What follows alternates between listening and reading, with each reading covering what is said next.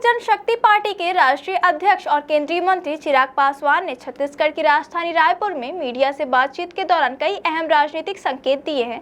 एक निजी कार्यक्रम में शामिल होने पहुंचे चिराग ने कहा कि बिहार के मुख्यमंत्री पद की कोई वैकेंसी नहीं है, वहां अभी नीतीश कुमार मुख्यमंत्री हैं और चुनाव के बाद भी वही पद पर बने रहेंगे। उनसे जब यह पूछा गया कि क्या वह खुद बिहार के अगले मुख्यमंत्री बनेंगे, तो उन्होंने स्पष्ट किया कि फिलहाल ऐसी कोई स्थिति नहीं है। हालांकि चिराग पासवान ने यह भी कहा कि अगर बिहार विधानसभा चुनाव में उनके उतरने से पार्टी को फायदा होता है तो वे जरूर चुनाव लड़ेंगे। उन्होंने यह भी स्पष्ट किया कि पार्टी इस दिशा में मंथन कर रही है और अगर चुनाव में उनका स्ट्राइक रेट बेहतर रहता है तो उन्हें मैदान में उतारा जा सकता है। उन्होंने भाजपा का उदाहरण देते हुए कहा कि पार्टी ने कई बार सांसदों को विधानसभा चुनाव में उतारकर रणनीति लाभ उठाया है। चिराग पासवान ने छत्तीसगढ़ में अपनी पार्टी के विस्तार की बात भी उन्होंने कहा कि वे अब छत्तीसगढ़ में पार्टी संगठन को मजबूत करने के लिए लगातार दौरे करेंगे। हाल के दिनों में पार्टी के कई राष्ट्रीय नेता यहां आकर संगठन की समीक्षा कर चुके हैं। चिराग ने कहा कि पार्टी धीरे धीरे एक्सपेंस मोड में है और बिहार के अलावा नागालैंड, झारखंड, उत्तर प्रदेश, पंजाब और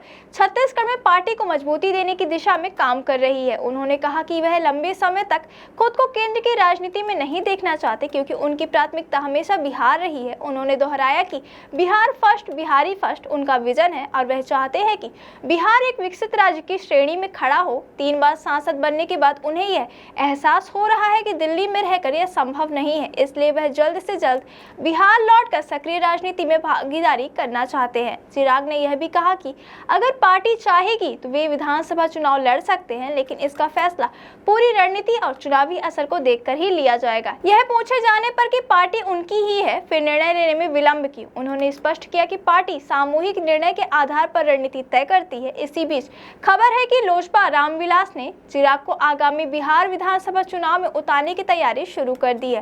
पार्टी सुरक्षित सीट के बजाय सामान्य सीट से उन्हें लड़वाने की योजना पर विचार कर रही है ताकि उनका जनाधार और राजनीतिक प्रभाव और भी व्यापक हो सके। चुनाव को लेकर चिराग को प्रशांत किशोर का समर्थन भी मिला है। किशोर ने कहा कि अगर चिराग जाति धर्म की राजनीति से हटकर राज्य की राजनीति में सक्रिय होते हैं तो यह बिहार के लिए एक सकारात्मक संकेत होगा। बिहार विधानसभा चुनाव को लेकर तैयारियां शुरू हो चुकी है।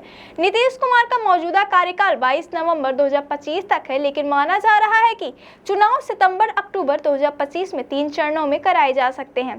त्योहारों जैसे दिवाली और छठ को ध्यान में रखते हुए मतदान की तिथियां तय की जाएंगी। चुनाव आयोग की टीम इसी महीने बिहार का दौरा कर सकती है और नवंबर के पहले सप्ताह में नतीजों की घोषणा भी हो सकती है। कुल मिलाकर चिराग पासवान ने अपनी पार्टी को नए राज्यों में विस्तार देने, बिहार की राजनीति में गहराई से उतरने और खुद को एक जमीनी नेता के रूप में स्थापित करने की दिशा में संकेत दिए हैं।